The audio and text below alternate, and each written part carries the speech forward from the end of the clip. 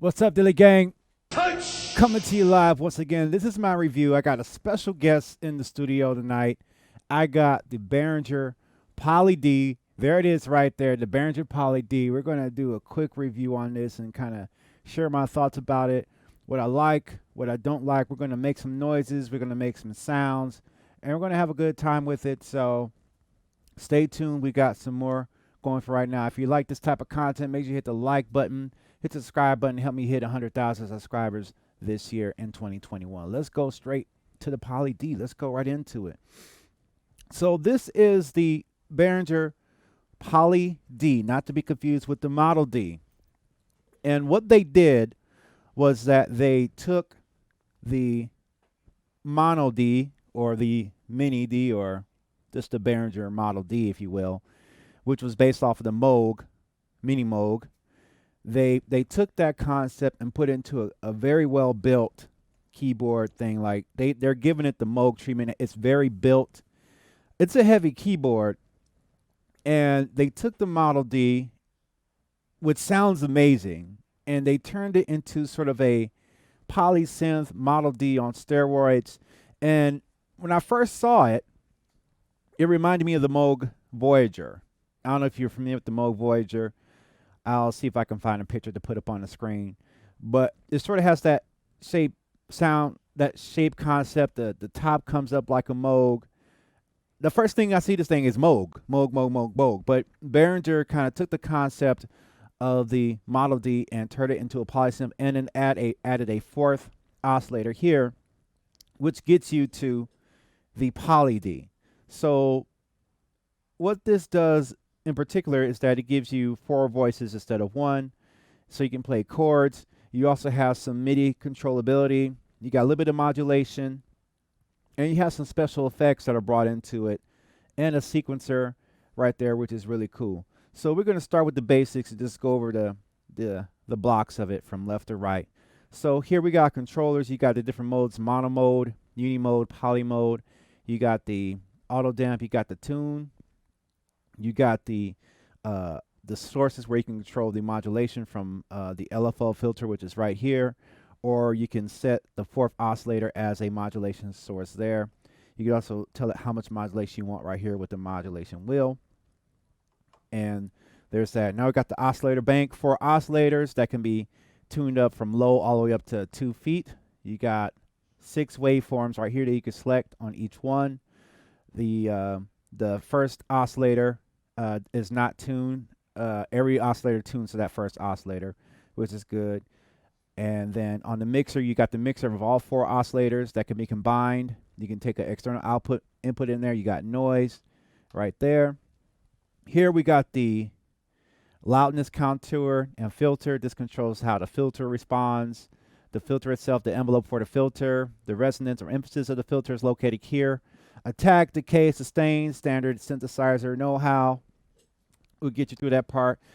Now, this is where it starts to get more interesting, because on the right side here we have something very interesting. We've got distortion, and we've got chorus. We got tempo, speed right here. So this is where you start getting more into what I consider the modern analog synthesizer, where you got all your step recording and things like that. This is where it starts to echo to me the sub 37. I currently own a third sub 37. And this is what this sort of reminds me of. And then we have distortion, a distortion block. So you can either create distortion by taking the headphone output, and there's tons of modulation on the back. Take the headphone output, put it in there, create some overload, or you can use a dedicated distortion block, which is a little bit different than the technology I'm normally used to seeing on the Moogs. And what I felt was ingenious was a chorus. And these guys are crazy. So this chorus, from what I understand, is based off of the Juno choruses. You got 1, 2, or you can combine them like that. I mean, you can really have a lot of fun. So we're going to start from the beginning. And then, obviously, before I get to that, power supply, you can turn it on and turn it off right there. I like it. I don't think you're going to accidentally hit that during a gig. Headphone output, very Moogish to me. Volume output right there. So what we're going to do first is we're going to start with a basic waveform, just show you how they sound by themselves and just really fill it out. So I'm going to turn off all these other oscillators. All the oscillators are off. And I'm just going to play a regular C note. We got transpose up and down here. I'm going to go to a sawtooth, and we're just going to bring in that sawtooth.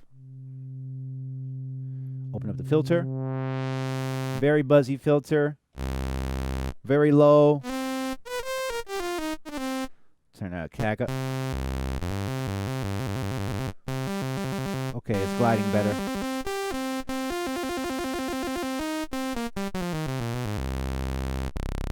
Goes all the way down there. So let's hear what happens if I add some distortion to it. And add some resonance.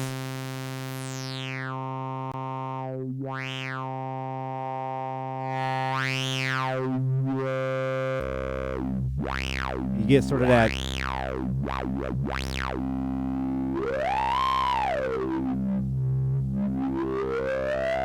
You don't hear any stepping, but notice if you really crank up that distortion, you're going to get some that noise in there. Right?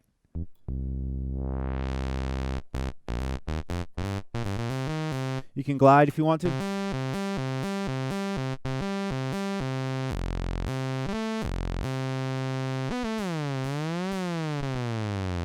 You can glide. It's powerful. So we're hearing a lot of fun. Want to turn it off? I got that right there. Oh, let's add some of the chorus. So this is with chorus 1. Now you can hear it creating a stereo field. Typically, if you want to get that same sound on most analog synthesizers, you have to bring in a second oscillator, and then detune the second oscillator to get that effect. But now you can just run on one oscillator, turn on the chorus. Now you got that stereo effect.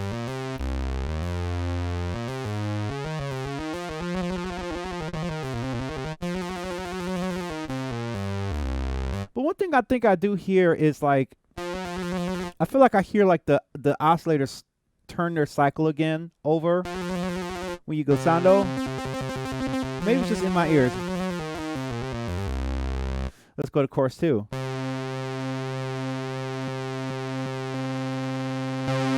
I don't like how that sounds together.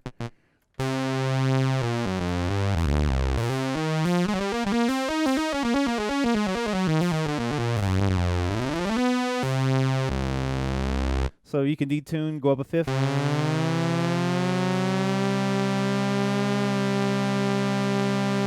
So the interesting is that you can add 4 oscillators, and you can just go straight into a Little John tear the club up synth line like this. So if I were to add another oscillator, turn on oscillator 3, set it on the same synth settings.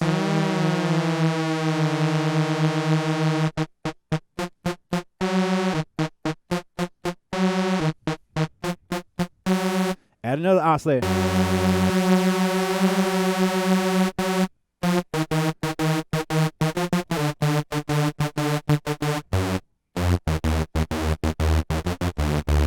So that's 4 oscillators going together. Let's add the chorus. That sounds big.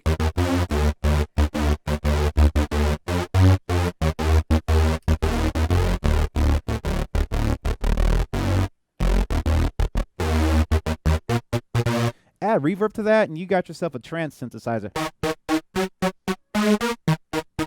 Add some distortion. Mean.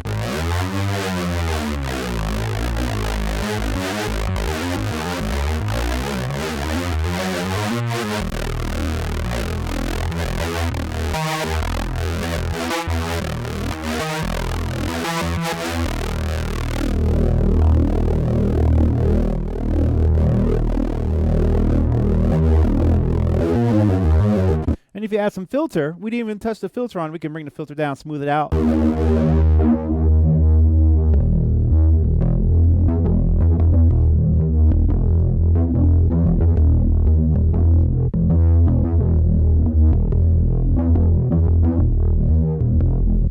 Add some decay to it.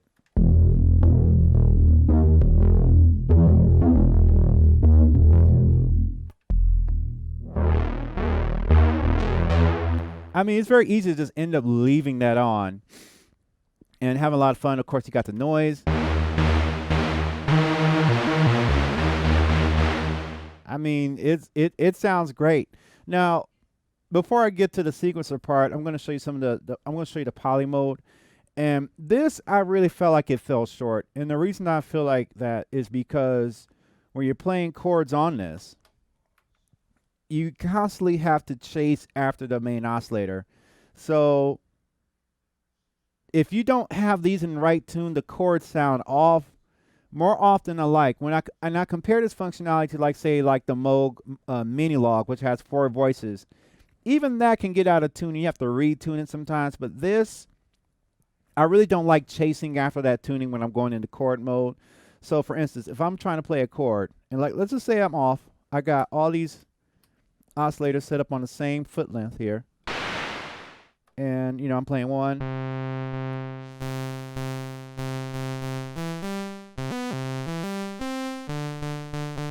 If I go into poly mode now and I don't try and tune, let's listen to what happens. Ouch. So let's fix that. So in order to fix that, I got to make sure that my oscillators are in tune first. Always reference them to the first oscillator. Another thing that I wish that it had was the A440 Hertz knob that's on the Model D. I thought that was an amazingly great utility because that thing does not stay in tune every time you power it on. It's like it has a different mood, which I like because it's based off the old technology. It has no frills. It's just raw. That's what I love about it. It has its flaws. It's raw for a monophonic sound. When you're going into chords, you know, I think more advanced synthesizers provide a little bit more control. And then even at that step, there are synthesizers that provide that control and add something which I think they call slop, which will detune the oscillators back out because they're so pristinely in the right chord. So for this simple situation, so we're gonna tune these.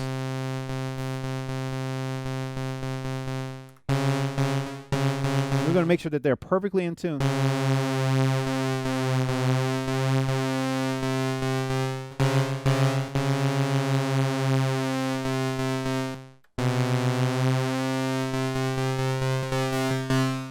Now, let's go into poly mode.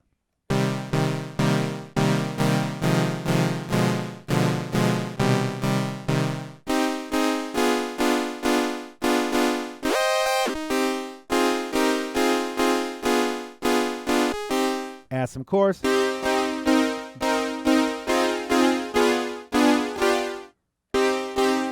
When you get them in tune, they're pretty good, but you got to make sure they're in tune.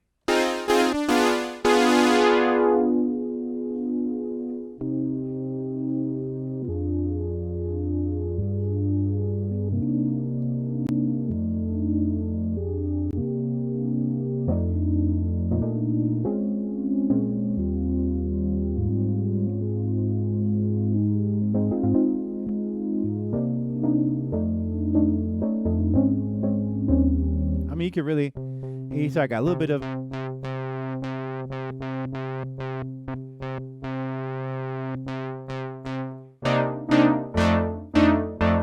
now it's starting to get a little strong. Got those 4 oscillators. It's a lot of gain here.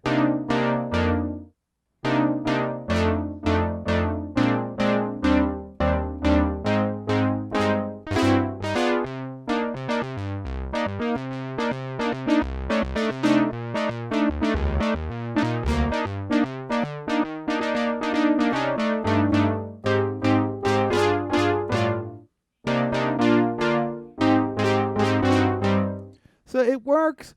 I think that works. We only have one set of envelopes for all those notes. Same thing with the mini log. Not the the mini log. Of course, the monologue is only one voice. But I enjoyed it. Let's play around with this. I'm just gonna do a 4-voice, 8-note. So in order to do that, real quick, you just hit the 8th note and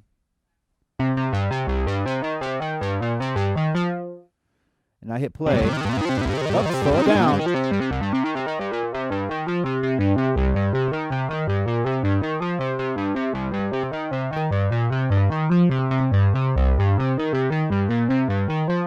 So let's add some oscillators. Let's play with the sound.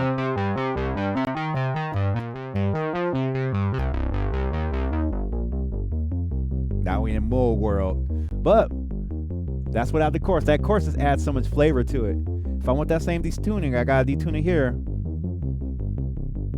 Add some.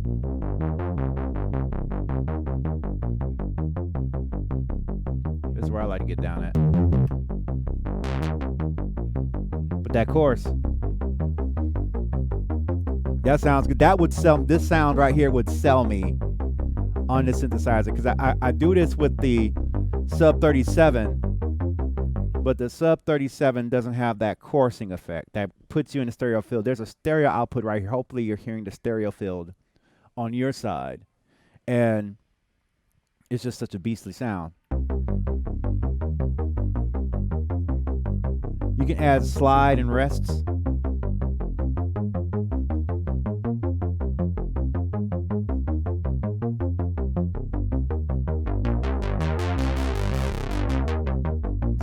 Vibe.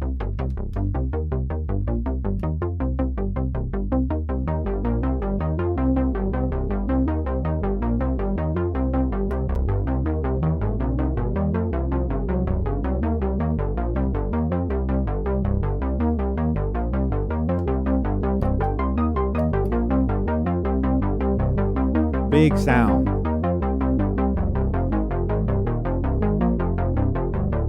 All 4 oscillators. You may not be able to see the lights. Oh yeah, you can see the lights. Man, come on. Distortion.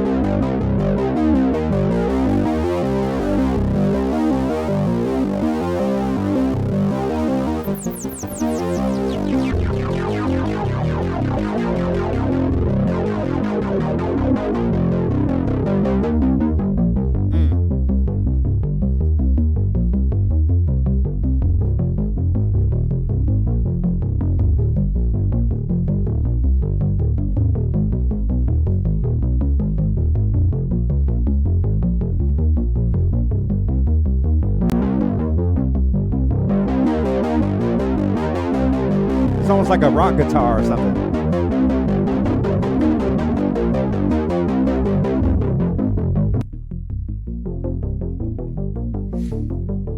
I mean, that thing sounds like a Moog. It's a Behringer, but it sounds like a Moog. And for its price point, I mean, I'm thinking this goes around $700. Don't quote me on that. Y'all can look it up and find the right price point, but the price of this versus, say, a Moog Sub Fatty, original Sub Fatty. Of course, they've upgraded the Sub Fatty since then, but I think a Sub Fatty goes around the same price. Do I feel like that Sub Fatty probably is built more? You get more of the legacy, yeah. But do you get more options here? Yes, but even on the Sub Fatty, like, there's still a LFO, a modulation bank that has a little bit more control over things, that enable you to control like the width, because on Moogs now you can sweep the waveform between things. And I think you can sweep waveforms on the Behringer Neutron, but you can't sweep the waveforms here or assign modulation to those waveforms. We can add, see, I can add that.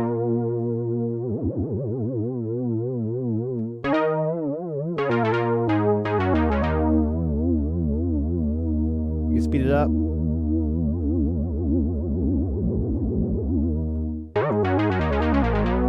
And there are also some under the hood functions here too as well. But that's you just like you get a lot, but you leave certain things on the table depending on who synthesizer you get and what brand makes it. But I mean, I like the sound.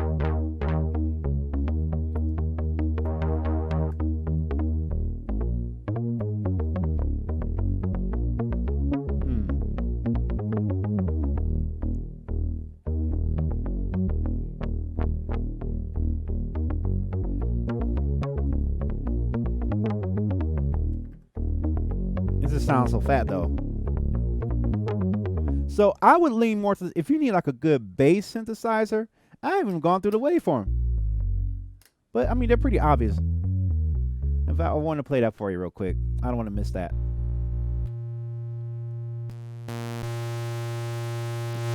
So you got pulse 1, 2, 3, triangle, triangle, sawtooth mix, sawtooth. But I mean, you can just have a lot of fun with this thing.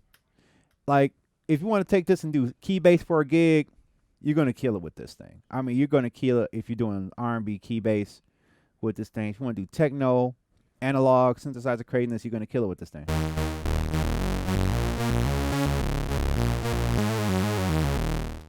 That's like my favorite analog bass line to play, if you haven't learned that by right now.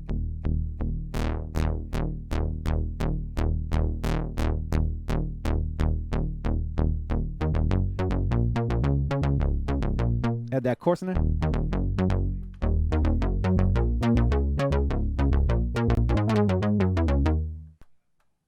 And it seems like that chorus adds some of that same Juno noise too as well.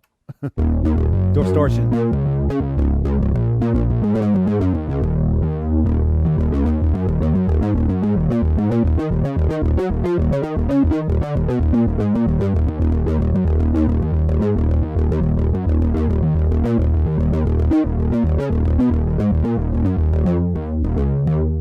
I know my little camera in the corner is just bear with me, y'all. So that's my review of the Behringer Pody D. I think it's a really great tool to have to your studio because it's a lot of fun. It sounds really good. It leaves me wanting more. It leaves me wanting more.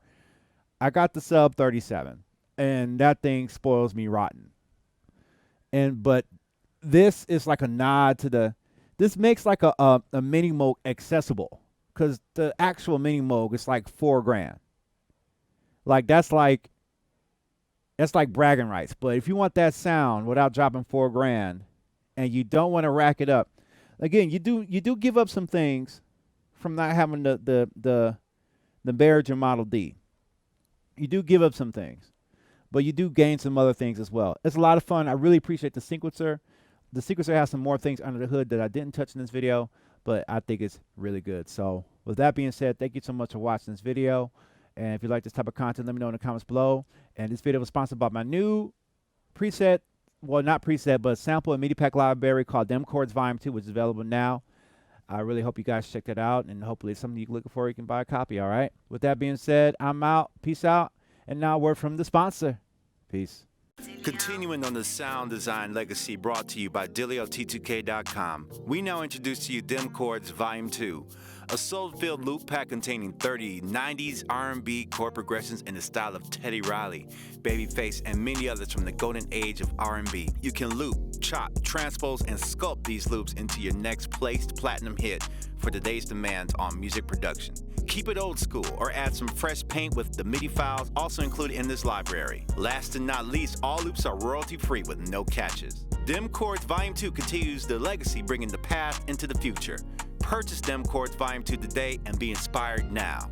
Use the discount code to receive your discount off the street price.